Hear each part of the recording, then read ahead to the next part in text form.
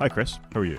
Good morning, Rod. I'm well. Here we are on Sunday the 19th of January. So we're ploughing through January at a merry old pace.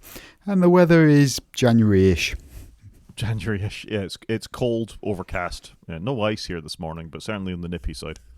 Yeah, I think that's fair. We seem to have got over our snowy snap, which was fun while it lasted. Thankfully, I didn't crash into a Range Rover at a junction when my car wouldn't stop. But we've come out the other side, I think. So, yeah, we're in January and it's flying by. I didn't know that was a thing. You almost had an accident, did you? Whilst giving a friend of mine a lift to work as well. And in slow motion, we just slowly slid. And luckily, this person in the Range Rover had some very good reactions. Wow. Was this in the Porsche? No, this was in my i4, which obviously is 2 ton of electric heaviness just sliding along. Other than that, to be fair, I should have gone a bit slow at that junction in hindsight, but actually the rest of it in the icy weather, it's been fantastic. Oh, I'm glad it's worked okay. I mean, we've got follow-up on my car if you want to dive straight into follow-up. Yeah, let's do it. Follow up. Let's go. So yeah, my car is going fine. I went to Cardiff and back in it yesterday. I'm going to keep a log of all the electricity I use in it over the weeks, months and years. I discovered it's actually got a driving log built into it, so we'll keep a recording of these things itself. So I'm going to keep an eye on that too. But more interestingly, and part of our news story, hopefully I'm sharing and the viewers will be able to see this week, not have some of the issues we had last week, is that what the infotainment system runs on, which is Android Automotive, has apparently been quite difficult to get apps into. Developers had to do a fair bit to actually get them in there. But Android or Google have made some changes where it's going to be much easier to port standard Android apps into Android Automotive, and that can only be a good thing as far as I'm concerned. That's 100% got to be a good thing. So you're probably getting up with loads of apps now, aren't you? So you can play games and watch TV shows. I think the TV show things will be good because when you're charging it's quite nice. It was quite nice in the Tesla to be able to fire up Netflix and so watch an episode of Friends or something just while you were topping up.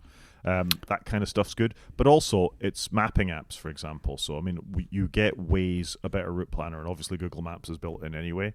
But Apple could port Apple Maps over. Maybe we could have Apple Music on Android Automotive. I think these would all be good things. I think they're going to have to, aren't they? Because otherwise you're going to end up in the Apple TV situation where they launch stuff, it's only on Apple platforms. It then struggles for adoption, then they try and retrospectively do it.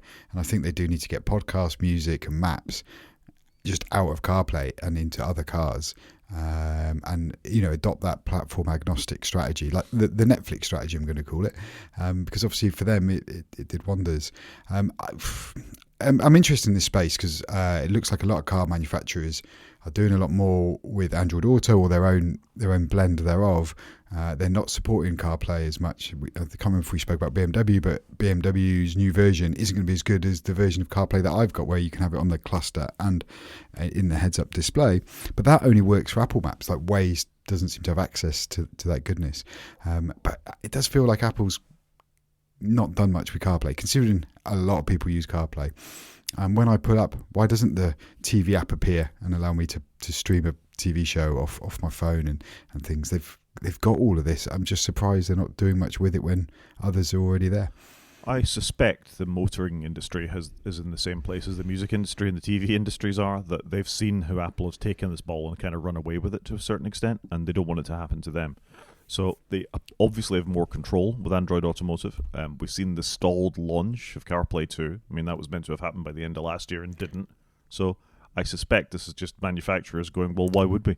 Yeah, well, that was CarPlay Next Gen, where they could literally, get in bed with the manufacturer. Whereas I think we do need a CarPlay 2, which is just an updated UI and do a little bit more with the current iteration of the, what in essence mirrors from your phone. It just feels weird how they've not really done anything with it.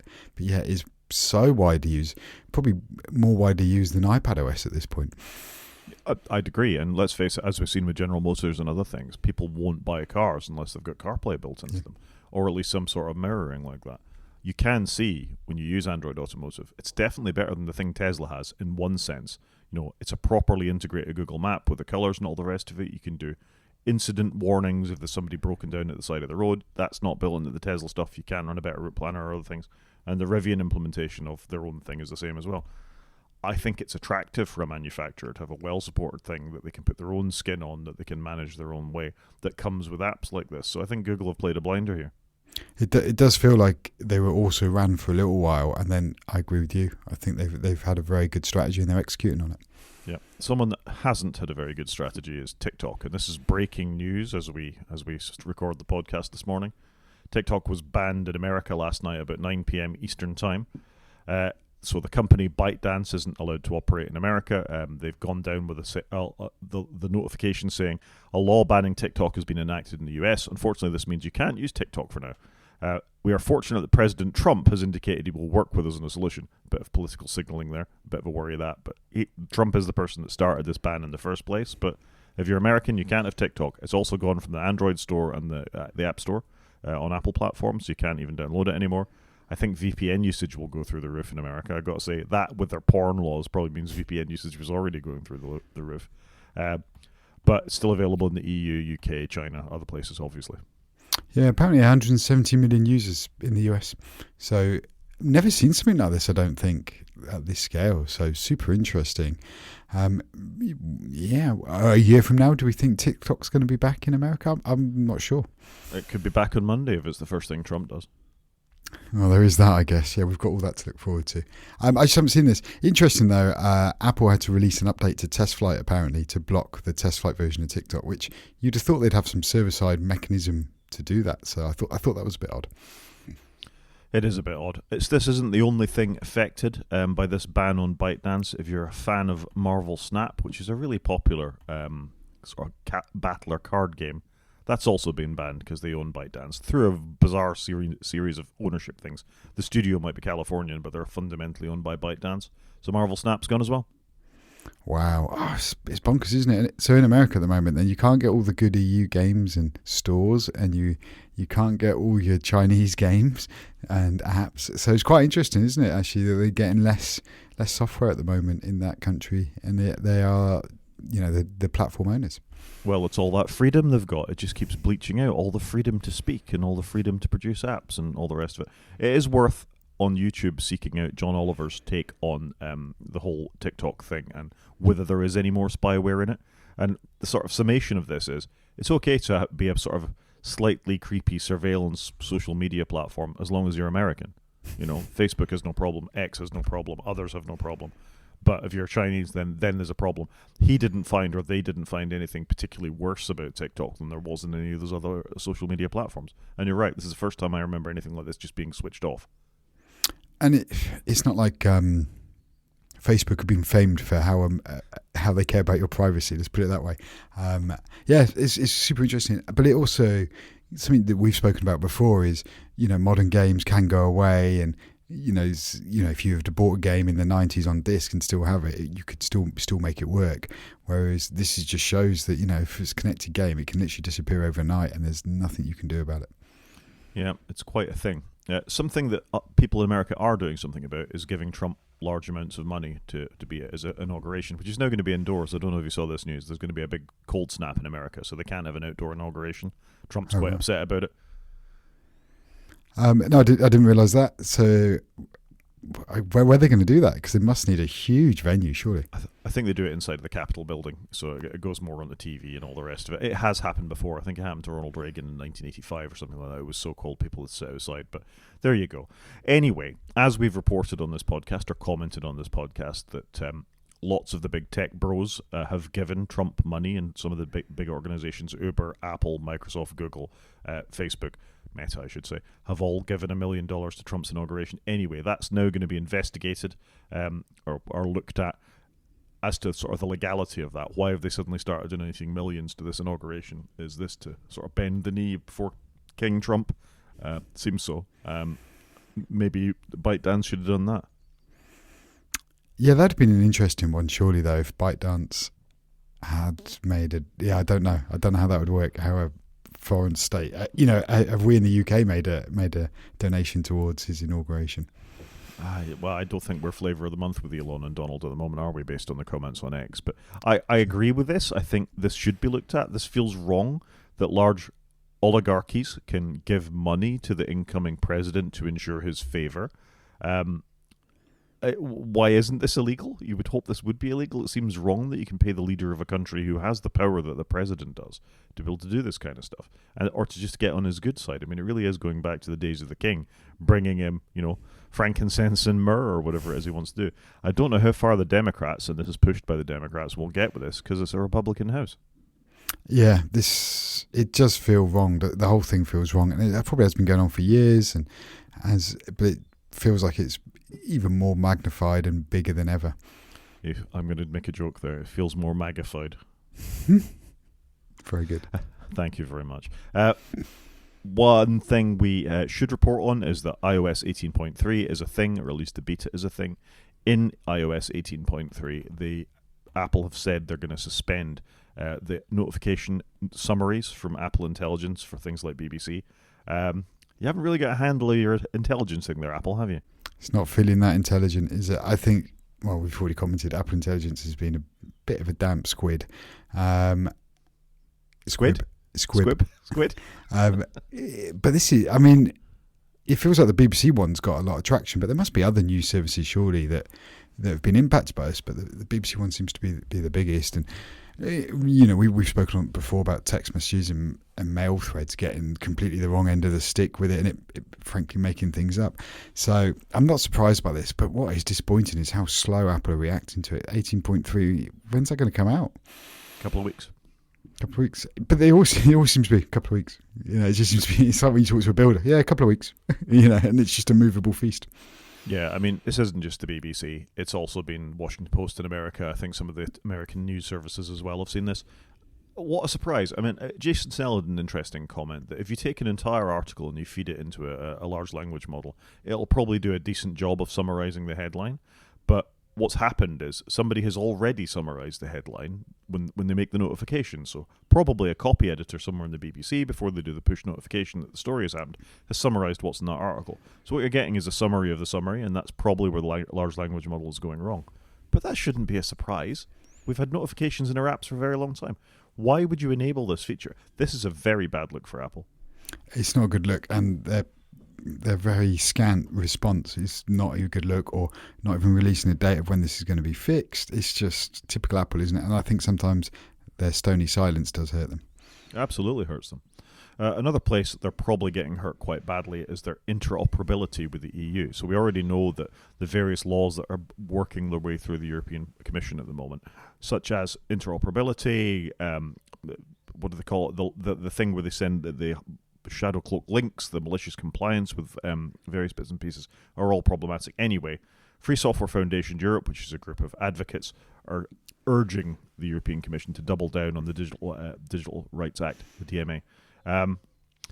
This isn't a surprise. We know they're not complying with it well, so it's, of course people are going to speak up about it. Yeah, I think Apple have got some turbulent time ahead. I think last year I thought with the European Union piece would have been more problematic than what it was. It wasn't great. Let's not backtrack on that, but they're definitely not out of the woods, and there's just going to be more and more legislation. It's got to be a concern for them, surely, that they're not proactively ahead of deadlines. Everything's last minute, they're getting fined. I don't know, I find it a really bizarre stance for a company that keeps telling us that they've got our interests at heart. Yeah, I don't think any big company has our interests at heart. And what they're hoping for, I think, is Trump to come along and save them at this point. And that, I wonder, is part of all the funding we're seeing going towards from big tech companies and CEOs towards Trump's presidency, is that maybe they can exercise political action against this negativity from them. Around the rest of the world, I know the EU are kind of leading the fight against this, but we've seen this in Brazil, we've seen this in Asian countries as well, Korea, for example, where Apple is being held to the fire, and Google is being held to the fire, and Microsoft, etc., about their actions in those countries, or lack of actions in those countries. And there was a story this week reported in 9to5Mac here about the EU potentially pausing its actions against Apple before the new incoming president takes his position on Monday. They've denied that, but you can see why they would hope that this would, save the poor little struggling American company that's barely got any turnover from the nasty EU oligarchs. Yeah, I think you're right. I think there's a lot waiting on Trump, and it feels to me like this is the first time that it's really impacted the tech world. The new president, starting their job on Monday, there seems to be a lot more hanging off this one than there has been in the last 20 years. You know, obviously presidents have come and gone roughly every 4 years, and this one feels bigger for some reason. You know, there's more donations, there's more things hanging off it, you know, and the talk of Bitcoin and other things going through the roof because Trump's in and pro this. So whilst hugely controversial, definitely feels like there's a lot hanging on it, and it feels like everybody's expecting the economy to improve, and a lot of the rulings around the American tech giants are going to be in their favour. So it'll be interesting to see what it actually looks like. Well, I mean, he has also threatened to invade Greenland and Panama, so we'll see how he organises this first. Well, he's going to do it all at once. It will all be done by Friday. All at once, and of course, all the immigrants. Apparently, I read a story this week that he's going to invade Chicago and sort of throw all 1,300 immigrants out of Chicago on day one as well. So he's got a busy Monday. Wow. Okay. Yeah, I'm not exactly looking forward to it, I must confess. Back to tech, and you and I both have M4 Mac Minis. Apparently, there's been some reports of issues with the USB-C and Mac Minis. I haven't seen many of these myself. Just before we started the podcast, got a warning that there wasn't enough power to all the devices on my USB-C bus. So that was news. So I had to frantically go and find some cables and move one onto another bus. But other than that, mine has worked okay. Yeah, no real-time feedback. I'm talking to you through the front of my Mac Mini. The microphone is plugged into the USB-C port, and out the back is my display over Thunderbolt. I must confess, no issues here whatsoever. So I'm using two of the rear connections at the moment. The camera is going through one, and then the daisy chain to my monitor and all the USB-A connections are on that. And that's the one I had the problem with, which I kind of suspected that you've got chain to a monitor, chain to a little USB-A hub at that point. But it works most of the time, so I haven't seen any serious issues, but interesting. Yeah, it's interesting. And these things do happen sometimes with new hardware. Sometimes it just needs a firmware update. So I'm not that surprised, if I'm honest. No, I think that's fair. And then last but not least for follow-up, and I thought this was quite interesting in light of what we've seen with social media over the last couple of days, is that Eugene Rochko, who is the person who wrote Mastodon and started Mastodon and its federated model to social media, has actually handed over his CEO-ship to a commission for them to be able to manage it rather than him. He doesn't feel it should lie in the hands of one person, which I think is quite right. And I presume, as part of this, is that the commitment to not sell to a large multinational organization and hand those users over with it will be part of that, as will the federation, as will the lack of an algorithm in your timeline. You follow the people you want to follow. It's not promoting any particular thing. So I think this is good. It shouldn't fall in the hands of one person. We've seen that go quite wrong in companies such as Meta and others, X being probably the best example of somebody coming along with a personality to meddle around with it. It wasn't perfect before, but it got worse. So I think this is laudable by Eugene to do this. Yeah, it seems like the right thing. It also feels, and I don't know this for sure, but he seems to be very much a product person and wants to be coding and probably not running a business entity as much. So it feels like the right thing. So they're going to move, the CEO part to the non-profit pit. He's going to become, I think, chief product officer, which makes 100% sense. So hopefully it's good. And whilst I am not a big social media person, I do enjoy Mastodon. I do follow a few people on it, and I'm glad it's not going to get swallowed up by somebody and then we will have to have a mass exodus and go somewhere else. I'm very happy with it. I think particularly in light of what we're seeing with things like TikTok happening in America, an entirely open, very difficult to take down platform makes sense. And that doesn't have an algorithm pushing it. I catch up on Mastodon. I always sort of scroll from the point it was at. Ivory does a good job of maintaining that for me. Whereas when I go to Blue Sky, I get a sprinkling of what the algorithm on Blue Sky thinks I want to read, which is fine, but it's not quite the same. And TikTok, were they federated, wouldn't be having the problem that they're having in America now. They can just shut down one server in America. Whereas if you have federated servers, well, it's that instance you'd need to shut down, and the rest of it keeps ticking away. So, yes, that's a fair point. Actually, I hadn't thought about that. The federation piece, I think, hasn't moved as quick as I had anticipated, I must confess. Well, there was a story this week about how after Instagram changed its DEI policies, as we talked about last week, PixelFed, which is the federated version of Instagram, was the top photo sharing app in the App Store. So I think it is moving along. Oh, okay. Maybe it's just passed me by. Maybe I need to go look at PixelFed then. Well, I don't share a lot of pictures on Instagram. I'm not on Instagram, but if you're of that bent, then it's there. I like the idea of Instagram. I hate the fact that Meta own it. Yeah, I think before it was a Meta product, it was a much better thing. I always liked the icon as well, that sort of old-fashioned camera. It was so good. That was one of the best icons ever made. Though they are probably seeing an opportunity in the vanishing of TikTok in America, where they're hoping they're going to get platform growth, I would expect. Yeah, this is only going to fuel Meta's fire, surely. Well, we'll see. Should we do some news? Let's dive into the actual news rather than just follow up. Well, there's a very blurry line sometimes. First story, European Union has ordered X to hand over its algorithm documents, so it wants to know how that algorithm is working. Is Elon just boosting? I don't think there is an algorithm. I think it's Elon going, say, make that important right now. But yeah, I think it's reasonable they'd want to understand, particularly in light of elections and things like that. How is this algorithm promoting particular stories? Yeah, I was reading this last night and I thought it's interesting that A, I can't ever imagine Elon wanting to hand it over. B, probably concur with you. Elon's just sat there upvoting all the things he wants people to see to make him even richer and his products even better. But I just can't ever imagine them doing that because they're going to go, well, this is our intellectual property or whatever it may be. And then it will come to light that there isn't really an algorithm. Yeah, I think there is, but it's what he wants it to be. You know, promote Tommy Robinson or somebody like that today, or, you know, anything that makes Keir Starmer look bad, surface that a little bit. There's got to be something in the background for what's popular, the fire hose as it used to be. But yeah, I think this is a fascinating story. I don't think the EU will get very far with it.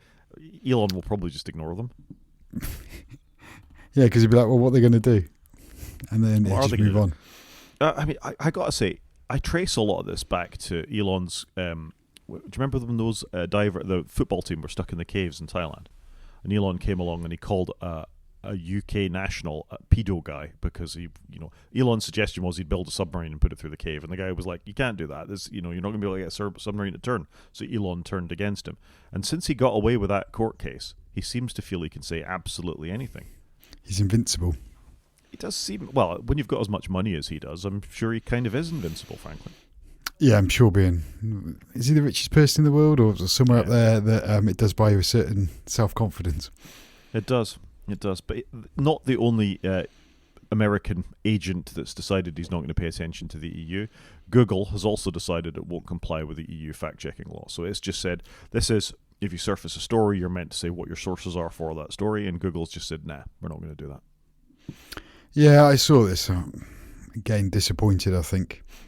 Apparently Google weren't huge on it anyway, but they're not even going to bother doing it. So it all just feels wrong, doesn't it? We just seem to be regressing. I felt like we'd made a lot of progress collectively, and now we are just slowly walking back from that.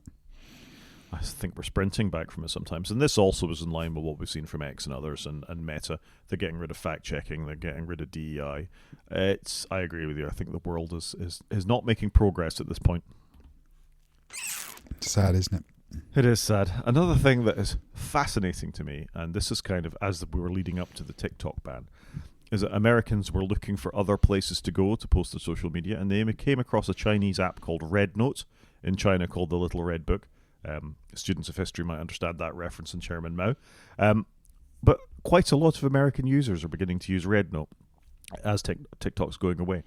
It's full of Chinese people. Apparently the Chinese people and the American people have got on very well. They've all been very polite to each other and everything. That's quite unusual on the internet, anybody being polite to anyone. But I think it's fascinating that the American government, to stop its citizens using a Chinese-owned app, have pushed them into using a Chinese-owned app. It's just bizarre. But how long will that happen until that one just gets blocked and then it just becomes a game of whack-a-mole? Do you not think? I do think, but whack-a-mole is a thing. People have always moved around social networks. They'll go where... Let's face it, Americans like TikTok because there's a revenue stream for a lot of them. There's influencers on there, there's eyeballs, they can sell stuff. Anywhere they go, they can sell stuff is where they're going to want to be. And they will be damned your morals about what the company's doing with your data. Though, if Instagram is the place where it happens, I'm sure they'll all flush back there. There will be some principled people who don't want to go along because of whatever Meta does, but it's not going to stop everyone. If they're making money on it, they're going to do it. I think that's fair, but I just wonder how far they're going to go with this Chinese ban. That's all. Yeah, well, there's a lot of repercussions here. I mean, Trump has said, he keeps coming back to Trump. We should call this the Trump Show this week. I don't think I want to put that as the name of the episode, but Well, he's what's already going to be the said, name of next week's show? Though once he's in.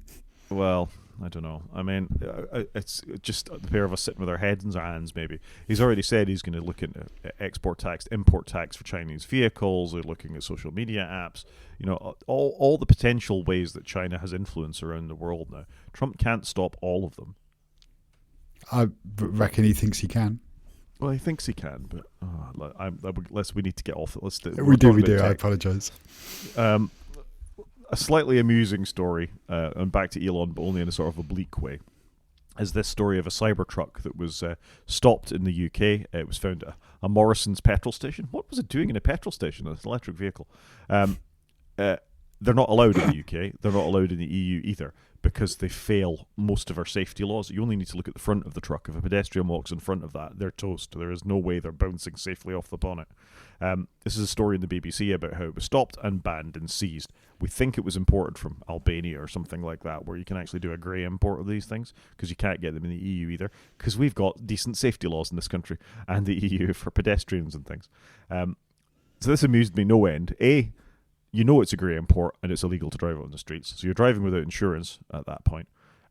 Look at the size of what I think is an Audi A6 behind the Cybertruck in the picture in the BBC article. It looks like a toy car compared to the Cybertruck.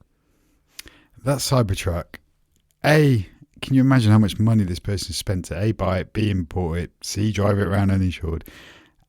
It is gargantuan. It's just, there's not a lot of redeeming qualities or any on that car. And like you say, strange ironic, they've been pulled up at a petrol station when it doesn't need any fuel. So it's just far too big for our streets. We are not built for a car like that. That's, on these roads. It's too big. I mean, they're gross. Having seen a couple in real life as well, they're absolutely vast, gross pieces of... And they're made out of a metal that it beggars belief that somebody thinks they can get away with this kind of thing, really. But yeah, I guess you reap what you sow if you're going to drive around one and well down to the police who nicked him. Yeah, I'll be honest. I think if I'd saw one, I didn't realise they were banned in this country. I hadn't really kept up with it, but that was news to me when I was reading this article. But fair play to the police. They pulled them over. They've served the law. I think they've done a couple of them, actually. Oh, okay. This is the first one that this made the news, though. But, what can you say? Moving on and sticking with corporate billionaires, this time it's the turn of Jeff Bezos. Jeff Bezos finally managed to launch his New Glenn rocket. They've had a few unexpected outcomes with the New Glenn rocket, so this is his rival to SpaceX. If you're a tech bro, you've obviously got to have a rocket firm. That's just the way that it works. This went quite well in the sense that it successfully took off, it made orbit, it launched its vehicle. The rocket itself failed to land, though. So in the same way that SpaceX rockets a portion of them can return and land back on the pad which they took off from, this was scheduled to land on a barge, and it didn't. It's a shame it didn't land. I do want to see this tech work. I think being a kid, space is always one of those interesting things, and it's gutting when they're getting so far. But yet so far, so close, but not quite. And obviously it'd be good to see something that isn't just an Elon company do well. But it is amazing, isn't it? What tech billionaires need to have their, like you say, their rocket arm just to prove their worth. Literally a penis extension, let's face it. Yeah, fair.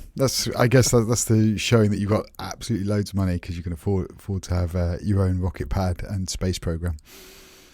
One thing I do like about this is that the re-entry vehicle was called So You're Telling Me There's a Chance, which I quite like. I think that's based on Ian Banks' books. I think Jeff Bezos is a fan of Ian Banks, who's a Scottish science fiction author's writing. Ian Banks always called his various ships and mines and things, and that something funny like that. And I'm pretty sure if I went off and looked in Wikipedia, I'd find something that So You're Telling Me There's a Chance is the name of one of the things. One concern I have about it, I think actually Bezos has bought the rights to some of Banks's books, so we might see them sort of made into Amazon shows at some point, which again I'm quite keen on. Unfortunately, Ian Banks died 5 or 6 years ago at this point, I think, and he was a terrific writer, one of the best world-building writers you could ever read. I have a concern about all this. All these rockets, all they seem to be doing is launching Starlink equivalent satellites so you can have mobile internet anywhere in the world. how can this be right that we've got all this space junk, thousands of satellites, tens of thousands of satellites covering the planet? We're going to end up looking like Wall-E. 100%. That film is going to come to fruition, I think, at some point. Yeah, I agree with you. It's taken off quite big here in the UK because you can now get SpaceX satellite connectivity, and you can just see it now. We are just going to litter the skies because nobody can see it. Therefore, it seems to be acceptable, but it doesn't feel quite right, does it? No, it doesn't feel right at all. Anyway, there you go. Another rocket has made it into the sky, mostly successfully. One thing that's less successful is Parallels. Parallels are bringing back classic Windows OS. If you want to run an x86 emulation inside of Parallels on a Mac, it only takes 7 minutes for it to boot, should you decide to do this, because it's not easy emulation to go from x86 to ARM. 7 minutes. Yeah, you could do this in UTM anyway. You could get it to do the emulation from x86 to ARM, but it's never a fast thing. Why would you do this?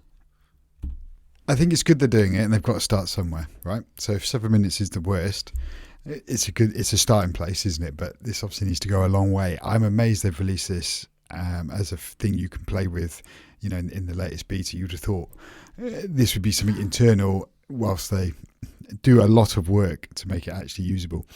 But this just reminds me of the old days when you could, I'm going to mangle the name, Microsoft shipped it with their version of Office on the Mac, didn't they? And you could run Windows, Virtual PC maybe it was called.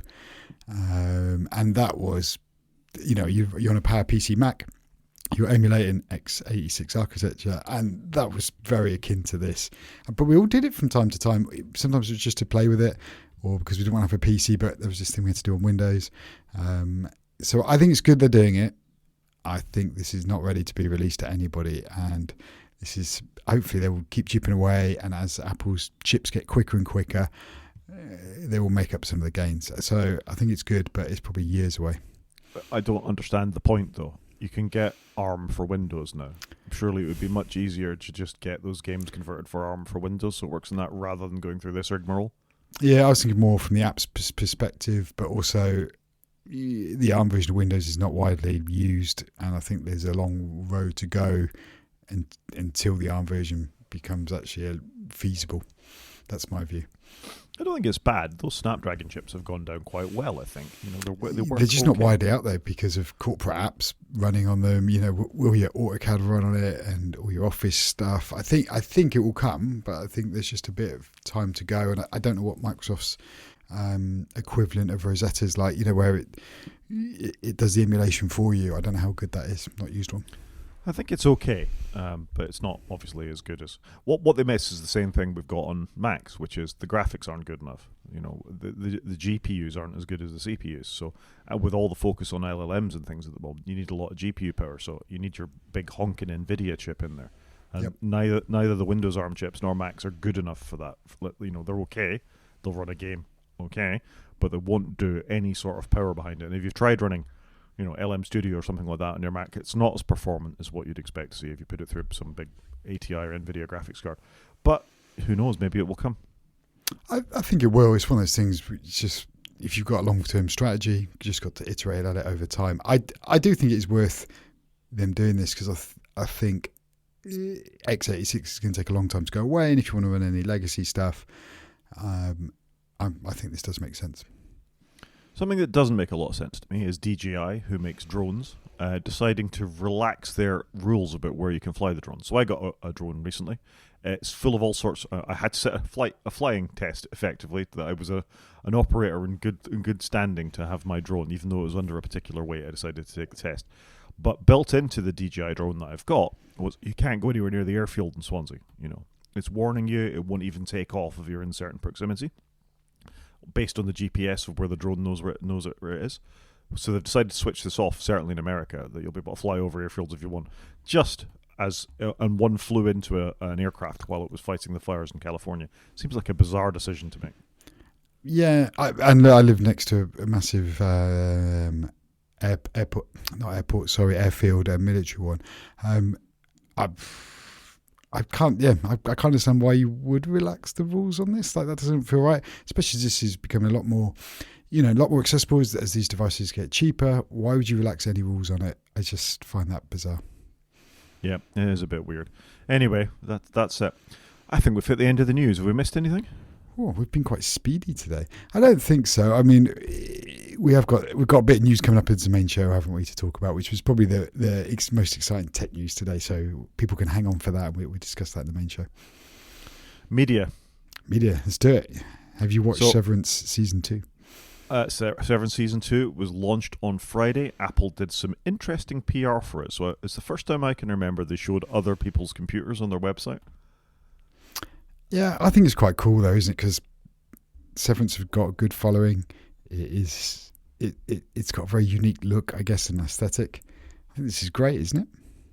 I think it's great marketing. That and the second bit of marketing they did, which is they kind of had a pop-up in Grand Central Station in New York, where they sort of made this Perspex cube, and the actual actors from the show went in and did some macro data refining in Grand Central Station. I thought that was really cool. I think it's cool. I wonder how many people actually knew what Severance is, because it's obviously not, it's one of the breakout shows of Apple TV Plus, but how wide has it got? How many people actually have seen it? So I wonder if people were just going, oh, what's this going on? And obviously there's quite a crowd there, but I wonder how many people was like, wow, this is Severance. I love Severance. How many people walk through Grand Central Station every day? Squillions. If a small portion of those squillions think, oh, that looks interesting, Apple TV, Severance, I'll go and check it out when they get home, and they get 300,000 more people looking at it, something like that, 10,000 people more looking at it. It's money well spent. It's good marketing. Don't get me wrong. I think this is fantastic. I'm glad they've done it, and I'd like to see more of this, but it is cool. And like you say, it's interesting the style of computers they're using. They're not Apple ones, and it's good that Apple TV output doesn't use Apple tech all the time. Obviously in most of their TV shows it is iPhones and things, but that is generally our world we live in these days. Not so much in Slow Horses though. True. Have you watched it? I have not watched it. No, I haven't had time. Have you watched first season Severance? I've actually watched season 1. I haven't watched season 2. I'm assuming we can just watch 1 or 2 episodes of it. One, okay. Which is my preference. I prefer it. I think if I'm watching a TV show, when it comes out, 1 at a time, because I think you don't just binge it and it doesn't all just blur into one. I think it is better if you're really into something, that slow, steady pipe. Severance episode 1 season 2 is very good. It's straight back into where they were. I love the look of the show. I love the slightly unsettling feel about it. It definitely has a style all of its own. There is some fantastic camera work in this first episode of season 2. The acting in it is off the charts. What's not to like about it, frankly? They've just kept it going as far as I can see. And journalists that have watched more than 1 episode of it say it's just as good as the first season. So I'm really excited. I wish they dropped 3, though. I like it when they drop 3 of the next season, so you can just sort of get on there and do it. Just to get you going. Yeah. I agree with you. I think the word unsettling is actually a very good word to summarise the show, because it is just all a little bit unsettling. So I'm looking forward to it. I will watch at some point. I just haven't had an opportunity without children. So when that arises, I will sit down. Fair enough. Something I managed to finish, it's not often you can say you've finished a TV show in its entirety, is The Great at last. There were 3 seasons of The Great. I finally got around to watching the last one last Friday. And I'm going to miss it. It's 10 episodes each. It's Nicholas Hoult and Elle Fanning and a fantastic cast of supporting characters about Catherine the Great's sort of rise to power in Russia. Not something I knew anything about. It's based on a stage show that was in London. What an absolute triumph of television. 3 seasons of it, 10 episodes each. I'm very sad that they're not bringing it back from a 4th season. It's a joint production between Hulu, and I think Channel 4 must have had something to do with it in the UK. It was shown initially on Channel 4 here. I didn't know till the 2nd season that Elle Fanning was an American actress. I mean, I recognise the name, Dakota Fanning, but Elle Fanning's an American actress. It's her sister. Absolutely knocks it out of the park. Possibly the best British accent I've ever heard an American actor do. And you can see in the ratings here, 96% from critics, 85% from fans. Terrific show. Well worth a watch. It's lewd, crude, occasionally violent, but extremely funny. It's really well done. That's good. I think what I've learned is I'm only going to fit so many TV shows in a year, and I've got to just pick the ones I really want to watch, sadly. But it does look good. I do like Nicholas Hoult. I think he's very good. I don't know much about Elle Fanning, but no, it looks interesting, and obviously it's got great reviews.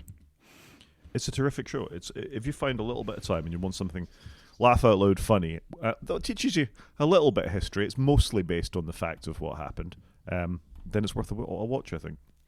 Okay, it's interesting. You've watched something with Nicholas Hoult in it, and so have I, which probably is a good segue into Juror number 2 that I watched this week. So this is directed by Clint Eastwood. It's got Nicholas Hoult in, as I've just said. It's got really good scores. It's a typical Clint Eastwood drama. You know, it's not fast. It's well directed. It's a typical drama. I don't think there's anything amazing in it, but quite an interesting story. And the premise is you've got somebody on a jury to convict somebody that's been convicted of murder of their partner, but actually one of the jurors is potentially the person that's caused the crime. But it's quite interesting. He's very conflicted morally on the whole thing. And I thought it was quite a good film. I very enjoyed it. I was frustrated with the end, though. For me, it wasn't conclusive enough, the ending, which I was a bit disappointed about. But great acting. I just thought a really good film, and actually I want to go back and watch it again because I think sometimes you get something different out of it the second time. But really enjoyed it, and like I say, the reviews obviously rated it very highly. Where did you see this? Netflix? No, I just bought it on Apple TV. Ah, okay. One of us actually buys films on Apple TV. I don't just stream everything that comes out, so I do actually still have quite a big TV library that I've acquired. That's because you've spent a lot of money, and when they decide to take it away from you, you'll be even sadder than me. But when these streaming services take films off, I've still got the ones I like. I don't buy a huge amount of films, but I buy ones I generally know I'm going to enjoy it and watch repeatedly. Fair enough. One thing I also managed to watch this week, last night, in fact, is Beetlejuice. Beetlejuice, this is the sequel to the film Beetlejuice, which is 30-something years old at this point, horrifyingly. Yeah, it was all right. Did you go back and watch Beetlejuice? I had watched it recently. I watched it over Christmas or something like that. So it was fairly fresh in my mind, the original Beetlejuice. I don't know that this was a necessary film. It had the ingredients that it could have been great, and some great. I mean, Michael Keaton is terrific as Beetlejuice. They got Winona Ryder back. They got Catherine O'Hara back as the mother. It was all right, you know.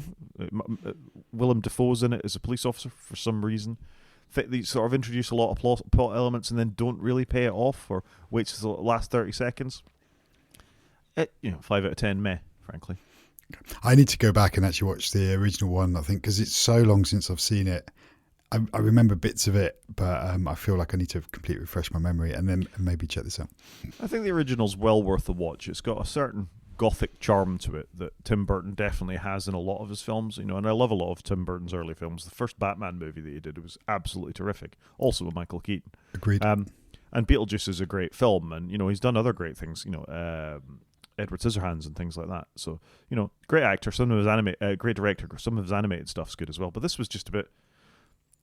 I've seen this. It was Beetlejuice, so you don't need to do this. Yeah, no, I can understand that, and I think that is the problem. And I said something similar about Wallace and Gromit when it came out at Christmas.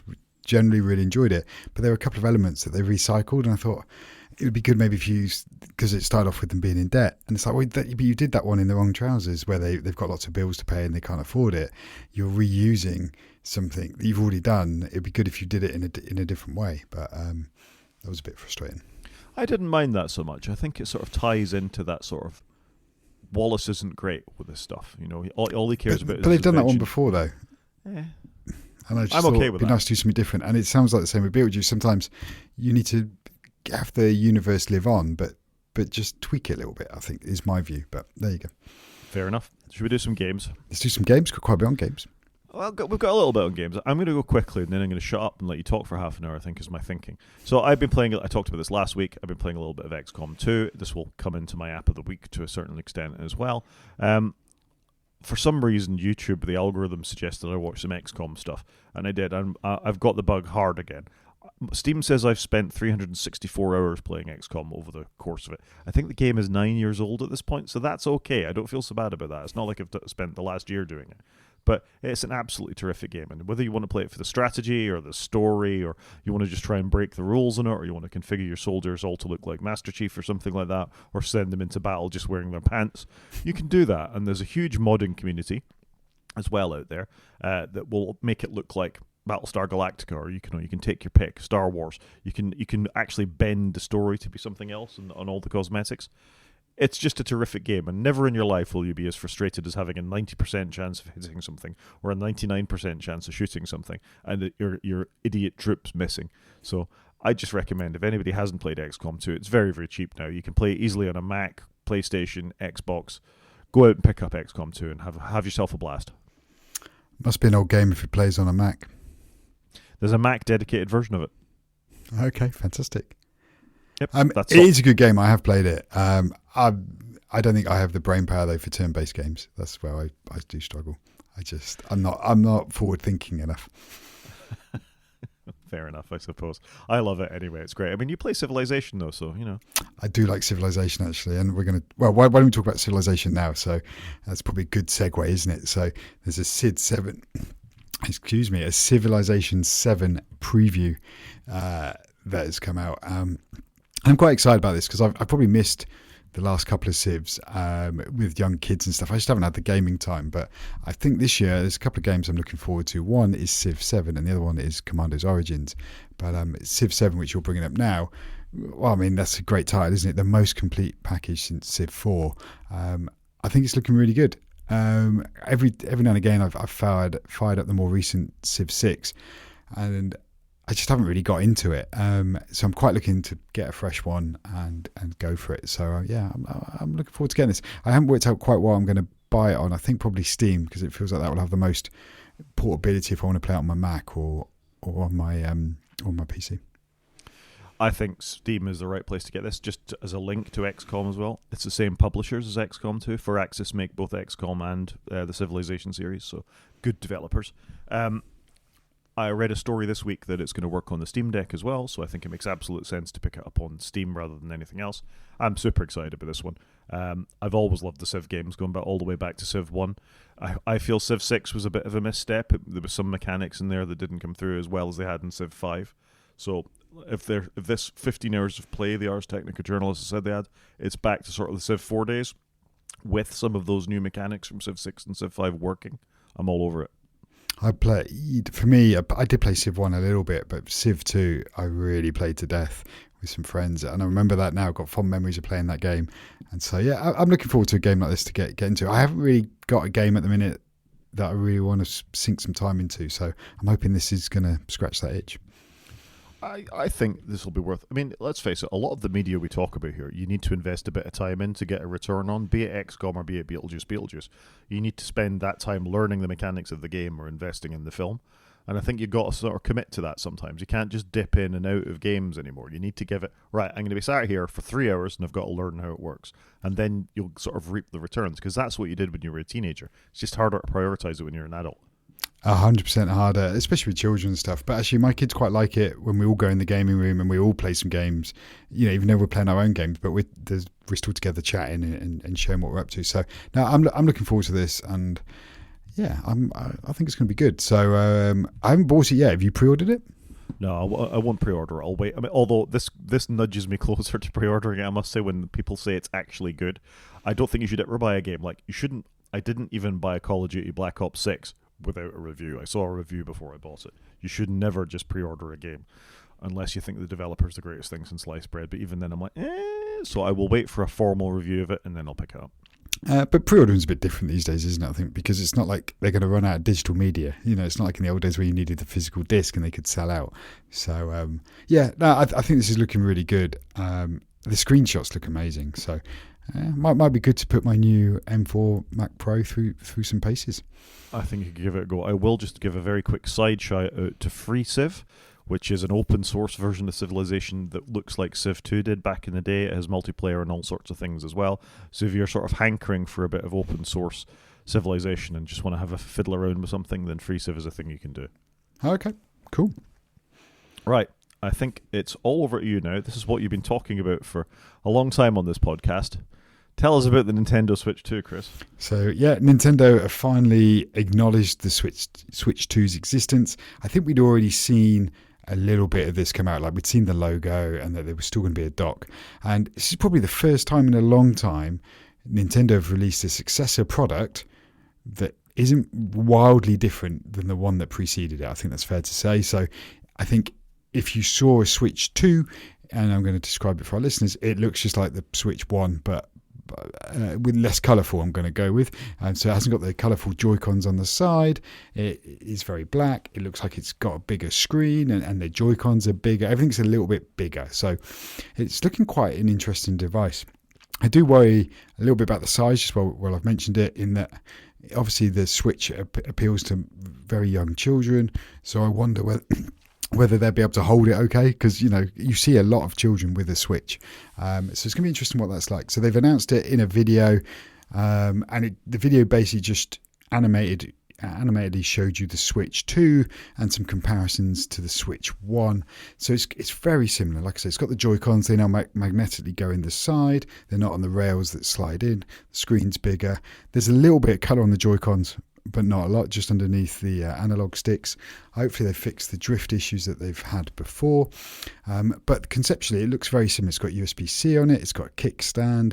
It takes the same memory cards as the Switch 1. It looks a great device. I'm quite excited by it. They did show us, and you've got it on the screen now, some form of Mario Kart. Is this going to be Mario Kart 9? Because obviously Mario Kart 8 has had a good 10-year run, which is impressive. And it's still, we played it just the other day. It's still as great now as what it was when it came out. So it looks good, but they haven't really told us anything. They haven't told us what any of the internals do.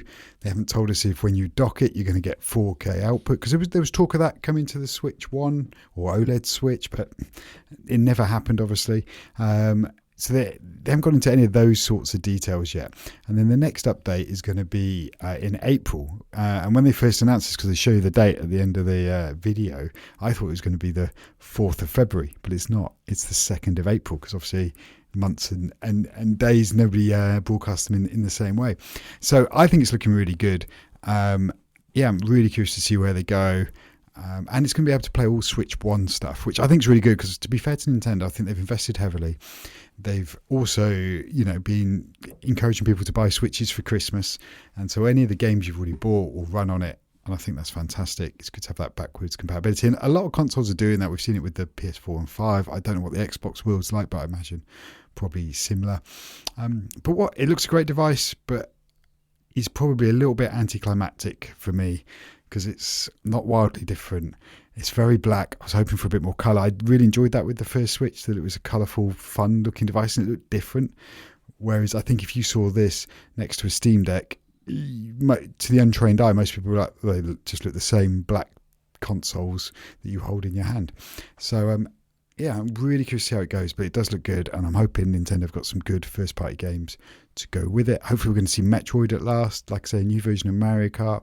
There's obviously going to be some Mario games. We haven't had a follow-up to Mario Odyssey yet, have we? So it'd be really good to see what's going to come. And I loved Mario Odyssey, so I'm hoping they're going to do something like that. But this 100% will be on my list of things to get, I think. I think that's a very good summary you've just done there. Yeah, I think putting it in a Steam Deck next to each other, not an awful lot of difference between the two devices at this point. Younger kids, I think, will struggle with a bigger device to hold it like that. The colour, I'm less worried about, because in 6 minutes you'll get a special edition version that's a different colour, and then 5 minutes after that they'll be. And Nintendo will try and upsell you on various colour ones, because they've done that before. They do, but I like that Nintendo, when they normally release some hardware, it's a bit quirky. Do you remember when the Wii came out? This white console, white. Who does anything in white? Back in the early 2000s, so I don't know. I think I was just hoping for a bit of Nintendo quirkiness, which quite appeals to me. The GameCube, purple console, fantastic. No, I think you're right, and this is an iteration. I don't think this is revolutionary. The only thing that's very vaguely interesting about it is it seems the Joy-Cons can be used as a mouse for some reason, that they snap into another dock part of it, and then you can use them as a mouse.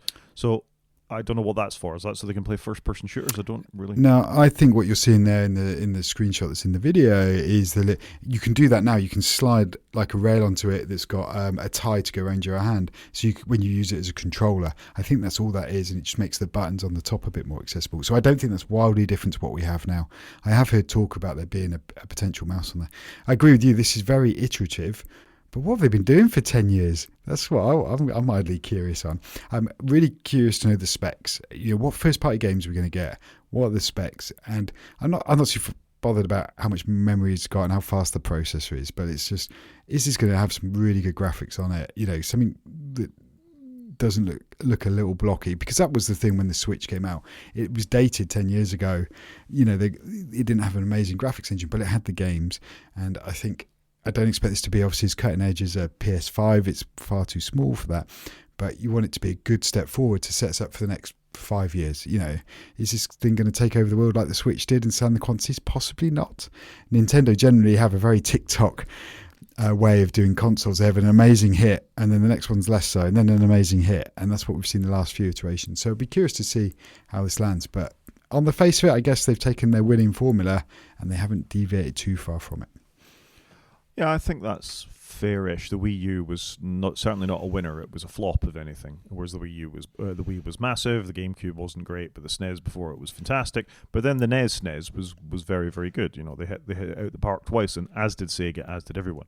I think you meant to say the N64, because that came before the Cube. Yeah, N64, yeah, which was a hit, but then the GameCube wasn't. Derailed my thought there. Where was I going? Sorry. No, you're quite right. You're quite right to correct me. There's going to be a more crowded market for them here. We've heard tell that Sony are going to release a mobile PlayStation 5. We heard that Microsoft are going to do something with the Xbox. The next version of the Steam Deck will probably be along by then. So what Nintendo have got are their games. The games have got to be good. They've got amazing IPs with Mario and Pikmin and others that they can. Star Fox, Metroid, Zelda, that you've as you've pointed out, they're what sell the consoles. So if they can launch with a new version of Mario Kart with new tracks that's significantly better, different, new things than what's come before, then Nintendo fans will roll over and buy it, and so will I. I've got a Switch. I don't use it very much, but there's the occasional game comes along that you won't get anywhere else that you can only experience in that. So for me, it's got to be 4K. The screen's got to be OLED. It's got to be robust. And it's got to have that sort of Nintendo magic around the games and software, because if it doesn't have those things, then you will just go and you'll buy your portable PlayStation 5 or something instead, and you'll get one and you'll do it there.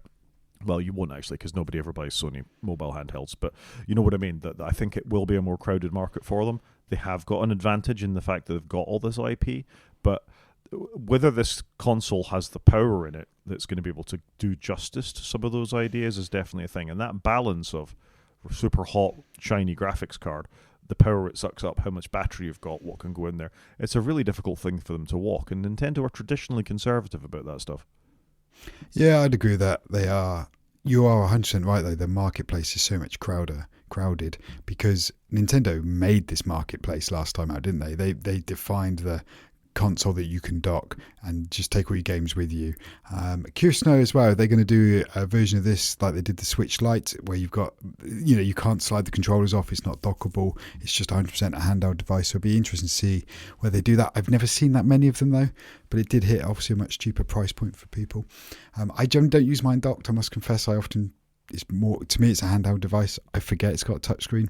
But yeah, they are going to be competing with a lot more devices. And we talked about the Steam Deck, but there's also third parties that make Steam Deck-like devices now that are basically just handheld PCs. So it's definitely going to be a more crowded market. I think they are conservative, like you say, with processors and graphics, but the device generally had good reliability. It was just underpowered, and it's good for programmers in a way to actually optimize for that, I guess, and optimize for playability rather than look and feel. Well, 100%. I mean, Call of Duty is the size it is because of all the textures. Let's face it, it's all the textures and voices and things like that they bang into it. There was a talk of Nintendo getting Call of Duty for the next generation, that Microsoft committed to that. So if that's the case, then it's got to be powerful enough to do that. But that's a 300 gig install. How many people have got memory cards for the Switches that are going to be that sort of size? Or is that going to be one of those cloud streamed games? Because Nintendo have had a few of those on the Switch that just cloud streamed. Yeah, there's quite a dependency though, isn't it? And I don't think Microsoft will be willing to change the code base that much. Saying that, we're all moving towards a cloudier future, aren't we? Nvidia and others have tried to do cloud-based streaming for a long time, and an Xbox Live will let you do the same sort of thing as well. And we talked about Microsoft Flight Simulator 2024 that's meant to do the same sort of thing with streaming and the resources. It doesn't have smash your internet connection though. Yeah, that is true. And I guess fiber's becoming more prevalent, but not everybody has got that. Well, maybe it's a deal with Elon to get Starlink gaming. Yeah, Starlink. Microsoft and Starlink hook up. You can see it now.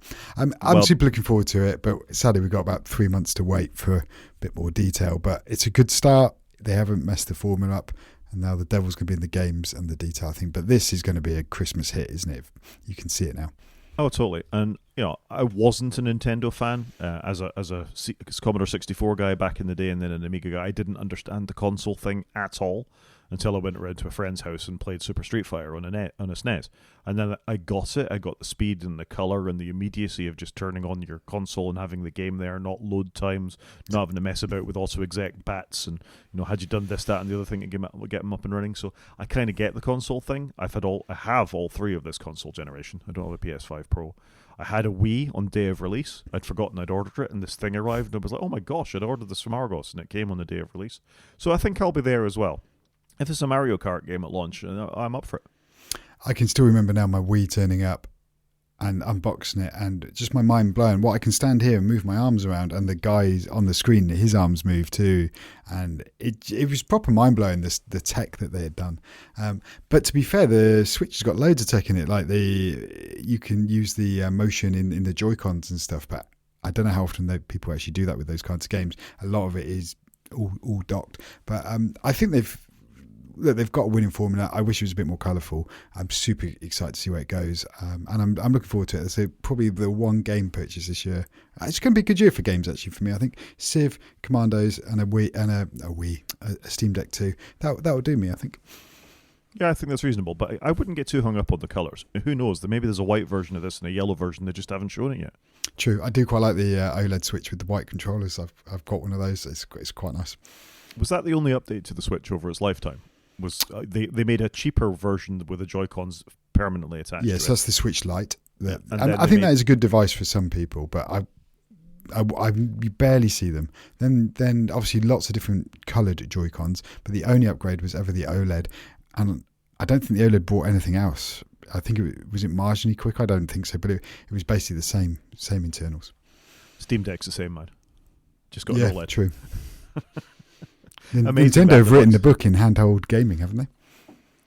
Yeah, pretty much. If you think back to the Game & Watch days, I'm going to have to scrabble around for a link now. I remember as a very young child being given a great Game & Watch, which in my head was Nintendo's very first thing. Did you ever have one of those? Oh, there you go, right in front of me. Sorry, for viewers, I went to go and get one off the shelf. It's not charged up, but this is a USB-C Game & Watch that I bought a little while ago just for a bit of retro fun. And it's got Mario on it. It's fantastic. Super Mario Brothers on this one. Wow. Yeah, mine didn't have that. Mine was significantly older than that. I remember being bought one that had a mirror, and God, I must have been 7 or 8, and my parents coming back with a mirrored thing. You sort of split it open like this. The screen was broadcast in on the mirror, and you looked at the mirror. It didn't have any colour on it. It was just like you had to catch bananas falling out of a tree or something like that. It was my first experience of Donkey Kong. Yeah, they were definitely a thing in sort of the early 80s. Yeah, I think it's cool. And to be fair to the person who made the Switch have USB-C, they obviously nailed that, because here we are 10 years later and they can still sell it in the EU. So whoever made that call 100% got that right. And here we are, some Game & Watches on the screen. Yeah, my Switch, I think, has a USB-C in the bottom of it. Am I right in thinking that? That's how it connects to the dock. I do remember taking it away. We're going on a work trip, and I thought we'd have a bit of downtime. And I thought my Mac dock would work with it. I thought I'd just be able to plug a Mac extension at the bottom of it, and it would get HDMI and stuff. But no, it was proprietary. Yeah, that bit's always been a bit annoying, that you couldn't just easily dock it, with a little like dongle to get HDMI on it. The fact you could just charge it anywhere, though, to me was always a massive bonus, because I could just chuck that in the bag, because I'm taking a USB-C charge for my laptop or my iPad. I'll just take the Switch with me if I do get a bit of downtime, like you say. Yeah. Fair play, Nintendo. You've got us all excited again. Yes. Should we do a very short main show? Let's do it. So, you were a fan of Sonos, the company that makes audio equipment. I am a fan of Sonos. Fan inverted commas. I have quite a few of them around the house. I have a soundbar under my TV. I use them as remote rear speakers. I have also the Move, which is a sort of Bluetooth one that you can have around the house and also works with the Sonos platform. The point of Sonos was they were wireless audio systems that you could install in your house, have them outside. Some of them were waterproof, but it would just work seamlessly through an app where you could pair them up. You could have it playing in the whole house. Everybody would be playing different music around the house if you wanted. But it was a very app-first thing. Even the days before apps, they had their own controller you could use to do it. If you had existing hi-fi equipment, you could get an additional thing to put it in. But the point was, in the early days, streaming music that you had yourself, so music you'd bought as MP3s or whatever, and you could stream that around your house. And as we moved to the streaming world, then it integrated with Google Play, YouTube Music, Spotify, others that would give you that ability to stream music anywhere around your house. Quite annoying with Spotify, but I'll come back to that. They had a very, very bad move to a new version of their app last year, maybe the year before last. Where it's been going on a long time, hasn't it? Yeah, where they completely redesigned the app, and you couldn't do things like pair speakers or stream music around your house. They'd randomly drop off the network. There were all sorts of issues introduced by that. Fairly fundamental things for a company that's been making connected wireless speakers for 20 plus years at this point. So they got a lot of flack about this redesigned app. You and I covered it on the podcast that they tried to go back to the old app, but they couldn't go back to the old app. There were performance issues with it. You couldn't add new speakers. The functionality around some streaming services weren't there. I think it's fair to say it was a complete disaster. Yeah, and look, software transitions are hard, aren't they? You know, it's hard to go from A to B, and sometimes you need to go there because of tech debt, legacy, you know, the software tools used, etc. But yeah, Sonos sadly didn't do a good job of it, and their system is known for being pretty bulletproof, very reliable. I always remember going to a friend's house many, many years ago, and they had this Sonos equipment plugged into their nice posh speakers. They had before mobile apps took off. They had dedicated hardware that did all of this, and you had a gadget where you could choose it all. It was fantastic. Such well designed equipment. It's always looked good, but the app in the more recent years obviously is just 100% let them down because they got it so badly wrong. They needed to take a lot longer with it. They probably need to do more of an open beta and just slowly move people to it. Whereas, they got it very badly wrong, and obviously this is the consequences of that strategy. So a minimum viable product is what you want. If your product is about streaming music around your house, it needs to be able to reliably stream music around your house, and it didn't. They received a lot of criticism at the time for having rebuilt the app and for having built the app in Flutter, the new version of the app, which is a cross-platform thing that allows you to build for Android and iOS at the same time. But the previous app had also been built in Flutter, so Flutter wasn't to blame for this. This was just bad design.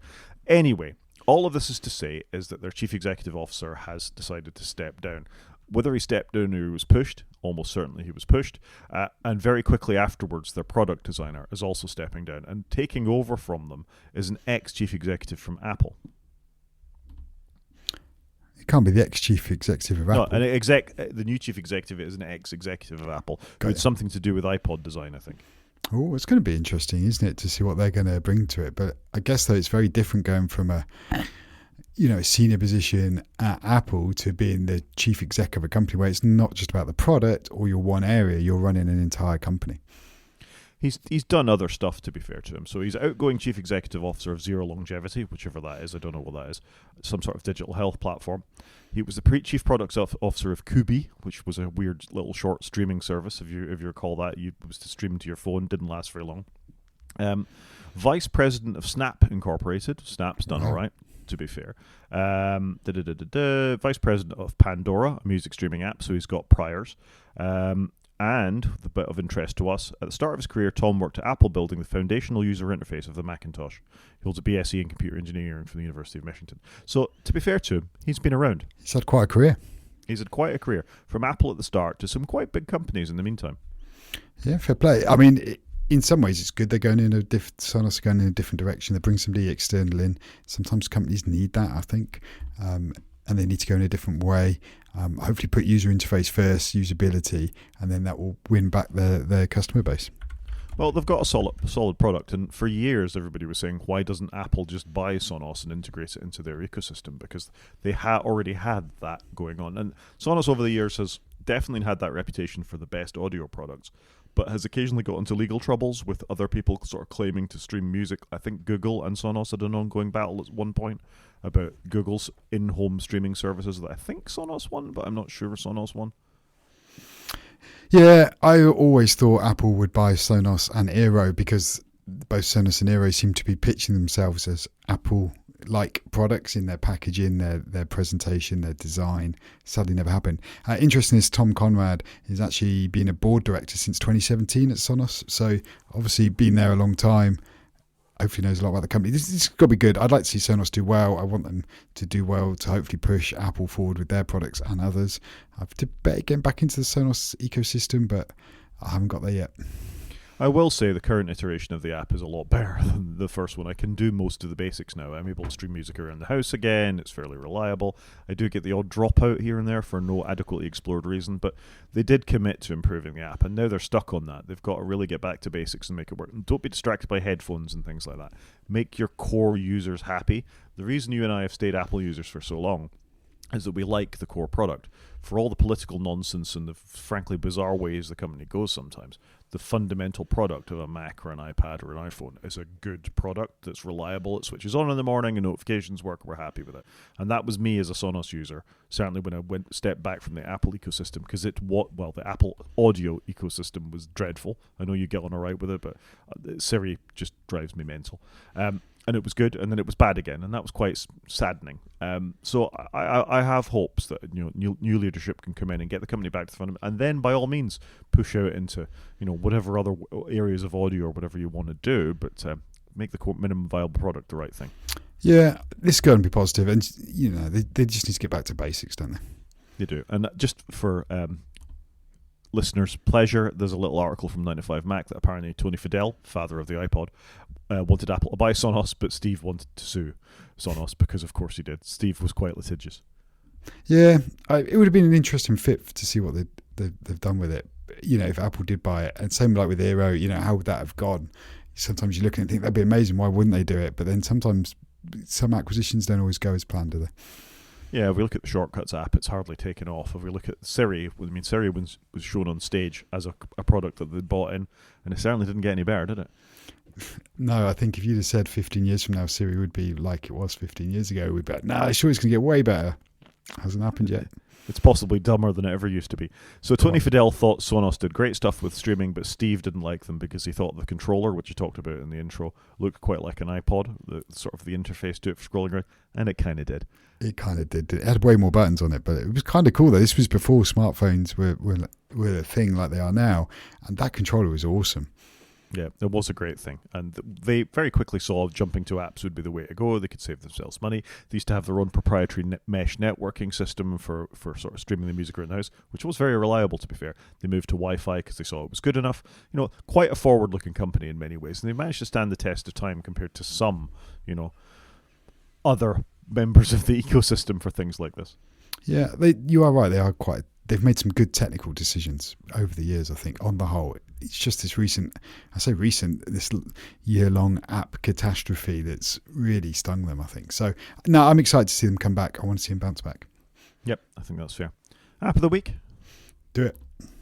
So my app of the week this week is Crossover by Codeweavers. I talked about this before. I said people should go and buy it when they're on sale. I've actually had a bit of time because of my XCOM addiction to go back and check it out this week. It's very reliable, I got to say. I installed Steam in it. I installed the Windows version of XCOM because the mod support is better than the Mac one. And actually, even under Rosetta, under Codeweavers, it's more performant than the Mac version, which I think is not a great look for whoever ported over the Firaxis code to the Mac. So I've been running it on that. It's been bulletproof. It looks good. Decent frames per second. I'm getting about 60 frames per second. I wouldn't expect more. My monitor only does 60 frames per second at the moment, but more than good enough. It syncs with everything, and I've installed a couple of other things in there as well, and it works great. And I think it only cost me £8 or something like that. So well done, Crossover. Great product. Amazing to be able to run some of this Windows stuff so seamlessly. Literally just a click and play experience other than logging into Steam. So yeah, that's my recommendation this week. If you want to run the odd Windows game with minimal hassle, easier than in Whiskey, which I've recommended before, check out Codeweavers Crossover. Sounds good. Yeah, sounds good. I like I say, I'm waiting for those couple of games to land for me, but Crossovers has always been a good app though. Yep, it has. Thing of the week? So I've gone for something a bit retro. I've gone for Scare Electrics this week. I was building some Scare Electrics yesterday with my son. We've got quite a bit of track and cars, And I just thought, it's quite nice to play something a bit analog, I guess. Hasn't really changed much probably since we were kids. They do a digital one now, which had a scary price tag on it, but we're just reusing some track we've had for a while. But yeah, just thought I'd put that on there as a little bit of fun. Make a track, clean the track, race some cars around it. Yeah, a bit of good fun. Put some barriers up, have some skids. So that's what I've been doing this week. Fair enough. I haven't played Scalextrics in a year. I bought my children Scalextrics for Christmas when they were 2. Clearly for the children that were able to use it. I bought the MotoGP edition for them because, of course, they like motorbikes. I played a bit of that. I think it's still in the loft somewhere, but that experience of things flying off the track and finding it from under your sofa or whatever is definitely one that I'll carry with me for a long time. It looks like it's as expensive as it ever was, though.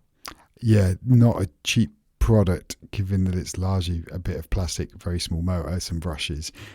Yeah, the cars can be quite expensive. All of it's quite expensive, but I guess it's quite a niche product, isn't it? It's not that prevalent, is it? A lot of kids are just playing games online. They don't actually play with toys anymore. Yeah, it is nice to have something a bit analog, though. There we go. Good recommendation. There you go. If anyone wants to get in contact with us, Rod is at g5maniac at mastodon.scot, and he's on Blue Sky, and he's at g5maniac at bsky.social. I am on Mastodon as well. You can get me at _CJP at mastodon.social. You can watch on YouTube by going to our website and click on the YouTube link, or you can drop us an email at wakefromsleep@protonmail.com. Talk to you next week, Chris. Cheers, Rod.